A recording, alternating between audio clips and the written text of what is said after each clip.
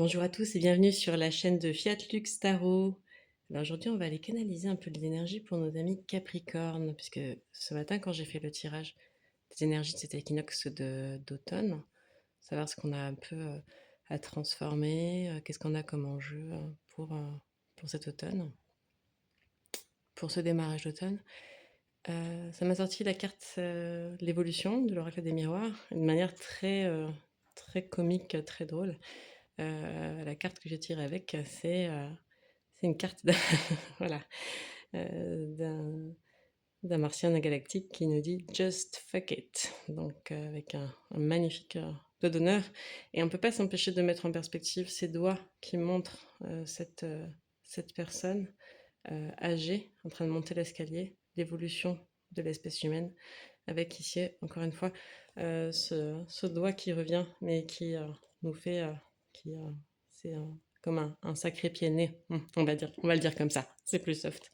Alors, on va aller voir d'un peu plus près ce qui se passe avec un tirage de tarot. Alors, qu'est-ce qu'on a? Page de denier, le fou, arcane majeur, et le 6 de denier. Alors, on est beaucoup dans des énergies de terre, ce qui va très bien avec la saison d'automne. Je vais voir pour toi ce que j'allais canaliser au niveau de ces cartes, et notamment sur le page de denier. Alors, qu'est-ce qu'on va avoir?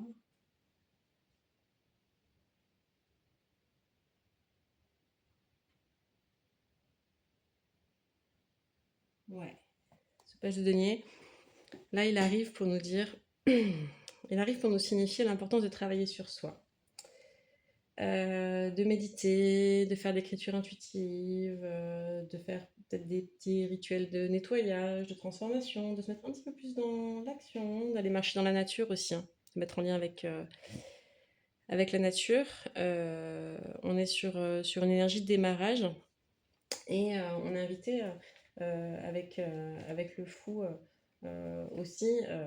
Ben, ça, c'est vrai que c'est une présence qui est plutôt rassurante, hein, dans le chemin spirituel, parce que à la fois, on voit vraiment le contraste entre celui-là qui construit, cette énergie-là qui est en train de semer ses graines, voilà, de faire les choses. Et celui-là, il part complètement à l'aventure. Je dis c'est une présence qui est rassurante parce qu'il sait très bien, en fait, qu'il y a le précipice. Il sait très bien qu'il y a une prise de risque dans ce qu'il est en train de faire. Mais en fait, lui, c'est d'instinct, si tu veux, que ce qui compte, la destination, c'est pas ça qui compte, mais c'est le voyage, c'est tout le chemin, en fait, qui nous conduit à cette destination. C'est une énergie qui nous invite vraiment, ouais, à oser, à essayer, à apprendre, à aller de l'avant. C'est une très belle énergie, le fou. Moi, j'aime beaucoup cet arcane, qui est très fort. Et le 6 de denier derrière nous parle, ça c'est vraiment une carte qui nous parle de l'équilibre entre le donner et le recevoir. Donc il y a peut-être un équilibre des choses. Est-ce que c'est une question de mettre des limites peut-être? Euh, est-ce que c'est je donne plus que je reçois? Est-ce que c'est je devrais donner un peu plus si je veux recevoir? On va aller voir un petit peu plus près. Alors, d'où est-ce qu'on vient? D'où est-ce qu'on vient? On vient du 3 de denier, on vient de la reine d'épée, ok, et on vient du 7 de denier. Puis là, il y a le chat. Il y a le chat qui se manifeste. D'ailleurs, le chat, il est là. Le chat, il est noir, il transforme. Moi, le chat qui est là, qui tourne autour de la table, c'est un chat qui est roux, plus la couleur de tous ces deniers qui encadrent cette énergie qui est un peu plus noire et miaule. Donc, il a des choses à nous dire. Il a des choses, il est en train de nous dire quelque chose. Je pense pour nos chers Capricornes. On va voir après ce qui se passe pour en savoir un peu plus. Mais déjà, ce qu'on est en train de nous dire là, c'est que, écoute ma chérie, t'es pas toute seule en fait. T'as des guides, des anges, t'as tes frères galactiques, t'as ton monde vibratoire qui est là, qui veille sur toi. Et si tu vas pas les chercher, si tu vas pas leur demander de l'aide pour avancer, pour guérir, pour travailler sur ta guérison, ben c'est pas évident. Voilà, vraiment, le chat, il tient beaucoup à venir appuyer mon propos, je pense.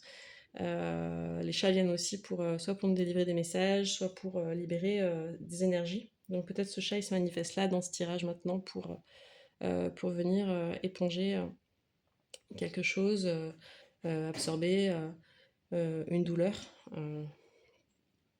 Voilà, un rapport peut-être avec un chat. Ça, je ne sais pas. Toujours est-il que c'est là que tu viens. Tu as commencé le travail, tu as commencé à être vraiment dans la créativité. Et le chat, il va pas me laisser faire la guidance, hein. Je crois que vraiment, il est très, très, très impliqué dans ce qui est en train de se passer. La reine d'épée qui sort, en fait, elle nous dit, elle, que pour toi, de base, en fait, la quête spirituelle, elle n'a pas d'intérêt si tu vois pas le sens. D'accord? Tu veux, euh, tu veux plus de résultats? Tu voudrais trouver, je sais pas moi, l'amour véritable, équitable, avoir davantage de prospérité financière dans ta vie, avoir une insertion, enfin, comment dire, une activité professionnelle qui te convienne et qui soit davantage dans l'équilibre, ben, c'est ok. Mais seulement, ça peut arriver que si tu lâches à un moment donné aussi le mental. Parce que là, on a une énergie mentale qui est très très forte, tu vois, qui est très hiératique et qui vient directement en opposition avec celle du fou. Donc moi, je sens quelque chose qui est un petit peu dans une énergie qui est double, comme si tu étais partagé entre deux choses, entre deux mondes. D'un côté, il y a le besoin d'évoluer, de grandir, d'accéder à autre chose, de maturer, en fait, si tu veux, de travailler sur toi. De l'autre, il y a le côté, une énergie d'enfance, de jeu. Euh, Tom Chaton est très très présent dans cette guidance. Et on va aller voir du côté du 7 de denier. Ce que tu me racontes là, ce qui est en train de se passer, c'est t'as commencé à apprécier les premières récoltes. Ah bah c'est bien ça. Tu t'es mis en route en fait, hein. Ce que je vois finalement dans ton parcours, c'est que tu as su quand même être patiente et prendre le temps et que t'es en train de voir les premières récoltes de ce que tu as semé. Donc ça c'est vraiment, vraiment intéressant ce qui est en train de se passer. J'aimerais bien savoir un petit peu plus sur l'histoire, l'histoire que ça raconte. On va aller voir. Hop, il y a celle-là qui veut venir direct. Et la foi, tiens, ça c'est étonnant parce que je l'avais remis au milieu du paquet, que j'avais remélangé. Elle était sortie déjà pour le verso juste avant. Je vais aller voir si elle est accompagnée d'une autre énergie. Et là, qu'est-ce qu'on a? La sagesse qui ressort encore une fois. On a vraiment des grands besoins de sagesse alors pour ce printemps. Et on a le rêveur. On a un personnage qui est Dreamer, le rêveur. Alors, qu'est-ce que tu es en train de me raconter là? Qu'est-ce que tu es en train de me dire? Ouais. C'est pas évident d'avoir la foi. C'est pas évident d'avoir la foi. Parce que d'un côté, tu sais que ça va te faire accéder à la sagesse. De l'autre, tu te dis, mais je suis en train de rêver. C'est pas possible. Ça n'existe pas. Attends, on va aller voir avec la triade. On va aller voir avec la triade ce que ça nous raconte. Parce que là. Alors, science, le doute et l'homme. Ok, je crois que je commence à comprendre ce qui est en train de se passer. Je commence à comprendre. En fait, tu es en train d'évoluer dans ton chemin. Tu as atteint un certain palier. Tu commences à récolter les premiers fruits. Mais il y a quelque chose en toi qui est en balance. Il y a un doute. Et je pense que tu es en train de vivre vraiment ce point médian dans le biais rationaliste, c'est-à-dire un rationnel qui est mal aspecté. Tu es en train de confondre autosuggestion, euh, psychologie au sens vraiment psychanalyse, inconscient, subconscient, et magie et trucs perchés. Énergie masculine, c'est étonnant parce que cette reine d'épée, elle a une énergie qui est très masculine, mais on retrouve l'homme. Alors est-ce qu'il y a un homme qui te fait douter? Est-ce qu'il y a un homme très rationnel autour de toi qui te fait douter? Qui est en train de te dire, mais attends, tout ça ce n'est pas scientifique. Tout ça n'est pas scientifique. Ou alors est-ce que c'est toi, cette énergie masculine, qui est en train de te comment dire? Je vais le dire comme ça me vient. Qui est en train de te castrer toi-même, en fait. Te dire, c'est pas scientifique, c'est pas possible. Je peux pas l'admettre dans mon système. Je peux pas avancer à partir de ça. Alors, du coup, ce qui se passe, c'est que ça nous crée une dichotomie, en fait, si tu veux. Alors là-dessus, on va le résoudre de manière très très simple. Moi, je t'invite vraiment à t'intéresser à la physique quantique et plus particulièrement à la mécanique quantique. J'ai été dans cette phase-là, où j'ai été vraiment en balance entre les deux. Est-ce que je suis perché? Je suis rationnelle? Et pour moi, en tout cas, c'est la mécanique quantique qui m'a permis de résoudre les choses parce que j'ai ce qui a été démontré de manière absolument scientifique. Tu pourrais t'intéresser aussi au boson de Higgs. Vraiment, je t'encourage à t'intéresser à ça, à la théorie des cordes. Mais surtout le boson de Higgs. C'est que nous vivons dans un champ de conscience unifié. Comment veux-tu que A et B soient reliés? Que B et C soient reliés, mais que A et C ne soient pas reliés. Et ça, c'est ce qu'on a voulu nous faire croire depuis un bon paquet de temps. Et nous, on a grandi, on a eu une éducation, on était éduqués comme ça, à croire qu'en fait, on était des petits bouts, qu'on était morcelés. Et puis aussi, avec un poil de la psychanalyse qui disait, bah, de toute façon, tu as des blessures, tu vas devoir vivre avec jusqu'au bout, guérir, c'est compliqué. Et alors, en même temps, toi, tu es déstabilisé. Pourquoi? Parce que tu accèdes à une forme de foi, parce que tu développes une forme de sagesse, et tu sais pas encore si tu es en train de rêver, en fait. Tu es un peu entre les deux, quoi, dans le parcours. Bon, c'est très intéressant ce que tu es en train de vivre. C'est un beau moment. C'est un moment qui est pas évident, je te l'accorde, et quand je te dis comme ça que c'est un beau moment, ben, toi tu dois te dire, mais non, c'est pas du tout un beau moment, qu'est-ce qu'elle me raconte? Je galère de ouf. D'un côté j'y crois, d'un côté j'y crois pas. Merci le chat. Je sais pas, je sais pas où mettre les pieds dans cette histoire-là. Ben, là, franchement, on va aller chercher un conseil. Hein, on va aller chercher un petit conseil avec le tarot parce que. Alors, je voudrais un conseil pour ce Capricorne, cette amie Capricorne, cette chérie, ce chéri Capricorne, qui est tellement dans le doute. Ah, oula, attention, faut que je la cache parce que sinon, je vais me faire sabrer par YouTube. On a le diable qui sort. Qu'est-ce qu'on a d'autre? L'empereur, encore cette énergie masculine qui revient. Et le 2 de coupe. Alors, ça c'est intéressant. Alors là, pour moi c'est très intéressant parce que le diable c'est la carte des attachements. C'est la carte des attachements, c'est la carte des liens toxiques. Pourquoi les attachements et pourquoi les liens sont de nature toxique? Parce qu'il ne peut pas y avoir de persécuteur s'il n'y a pas de victime, tout simplement. Ça, cette carte, en fait, si tu veux, elle t'invite. Elle t'invite à renverser cette énergie masculine qu'on retrouve là, là et là aussi, d'une certaine manière. Elle t'invite à renverser cette énergie masculine là pour reprendre ton pouvoir personnel.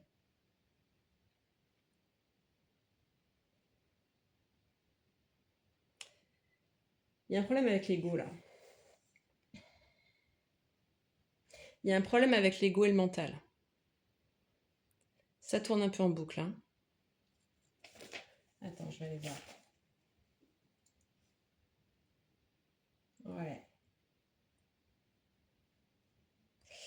Il va falloir passer à l'action. Il va falloir passer à l'action. Je vais voir les coupes. Alors. Ah bah oui. Non, il faut vraiment continuer ton travail. Vraiment continuer le travail. Alors là, je pense qu'on est en train de nous dire, t'avais bien commencé, ne t'arrête pas en route, ne laisse pas les doutes, les attachements toxiques. De toute manière, tout ce qui doit se passer. D'accord?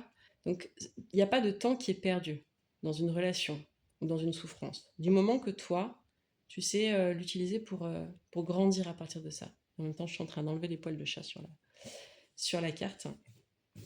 Et il y a des poils de chat absolument partout.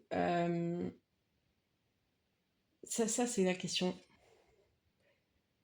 Tu peux pas être dans un lien qui est pur d'amour avec quelqu'un si t'es pas déjà dans un lien qui est pur d'amour avec toi-même.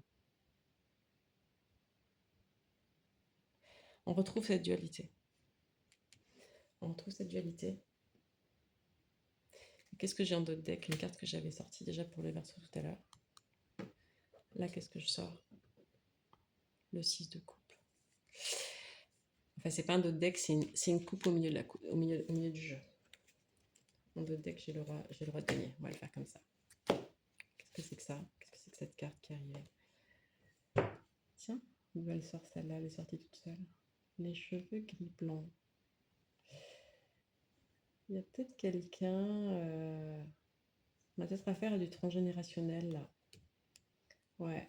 Là, on a affaire à du transgénérationnel qu'il faut que tu transformes, ma chérie.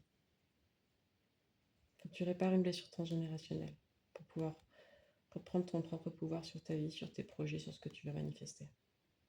Pour moi, c'est très clair. Donc, il faut arrêter d'avoir des doutes, il faut arrêter d'avoir la peur. On est en train de t'appeler, en fait, de plus en plus fortement. Si tu fais bien ton boulot, je reviens un petit peu en arrière, tu vois, quand on avait cette carte du 3 de denier là qui nous disait ce que tu as commencé en fait, ce que tu as commencé. De toute façon, tu vas pas t'arrêter. Tu peux pas. Parce que tu as déjà eu des manifestations. Tu as déjà commencé à récolter tes premiers fruits. Tu as semé, tu as bossé sur toi, tu as récolté tes premiers fruits. Parce que ton objectif, c'est ça. C'est de reprendre ton propre pouvoir. Donc tu es à la fois là pour transformer une blessure transgénérationnelle. Figure maternelle transgénérationnelle. Et tu es là aussi pour renouer avec toi-même. Et avec ce qui fait sens pour toi. Donc à un moment donné, c'est plus te demander qu'est-ce qui fait sens, qu'est-ce qui fait pas sens pour l'un ou pour l'autre. La seule manière d'être aligné, c'est d'être dans l'action. Il y a une invitation à l'action qui est très claire à travers la carte de l'empereur. Tu reprends ton propre pouvoir de manière masculine, tu peux reprendre en main les choses, plutôt que de voir cette énergie masculine comme une énergie qui est castratrice. Une énergie qui va t'obliger à finalement te partager entre le rationnel et dire mais si je fais les choses, je suis dans l'énergie masculine. Si je suis dans l'énergie masculine de l'empereur, donc je suis rationnel. Donc si je suis rationnel, je ne peux pas suivre les guidances et les messages qu'on me donne. Mais là, tu te crées un torboyau de nœuds dans la tête, mais c'est pas possible. Donc ça, il faut vraiment pour moi, vraiment le balayer. Continue ton boulot. Continue ton boulot. Va t'intéresser. T'as besoin d'avoir des réponses? Ouais, bien sûr, parce que t'es une intello, au bon sens du terme. Je te dis ça, mais se poser les bonnes questions, trouver les bonnes réponses, avancer, ça fait partie du chemin. Et heureusement que tu te poses les bonnes questions. Et pour ça, travailler, ça veut dire vraiment faire ce que je te disais tout à l'heure au début. Travailler l'écriture intuitive, travailler sur ton énergie. Moi, j'irais bien sur l'énergétique, ta propre énergie. Parler avec tes guides, identifier ton monde vibratoire, tes frères galactiques aussi qui vont t'amener des messages. Te pose pas trop la question de est-ce que c'est vrai, pas vrai. Si tu as besoin d'une caution scientifique, va vraiment voir la mécanique quantique. Elle te cernera très clairement le périmètre de ça et elle te validera, elle te confirmera aussi pourquoi le tarot c'est quelque chose qui marche en autre chose. Et continue ton parcours parce que tu es appelé à quelque chose qui est vraiment intéressant. Et je pense que là, vraiment, on est dans une recherche d'unité. Et on va chercher, on va sortir de cette énergie qui est un peu bleutée, noire, triste, pour aller vers le soleil, en fait, vers l'énergie de soleil. Ça, c'est très beau ce qui t'attend. Ouais, j'aime bien ce tirage. C'est original. C'est pas tous les jours que j'ai un tirage comme ça. Je trouve qu'il a une belle. Ouais, il a une belle énergie. Moi, j'aimerais bien aller te chercher un petit message, un petit oracle qui va te guider, qui va te faire du bien, qui va nous permettre de lier un petit peu tout ça. On va aller voir du côté un petit message de la vie, tiens. Allez, ça va être bien. J'aime bien ces cartes, elles sont chouettes. Et puis, il y a toujours le bon petit message. Et le voilà. Voilà ton message, ma belle.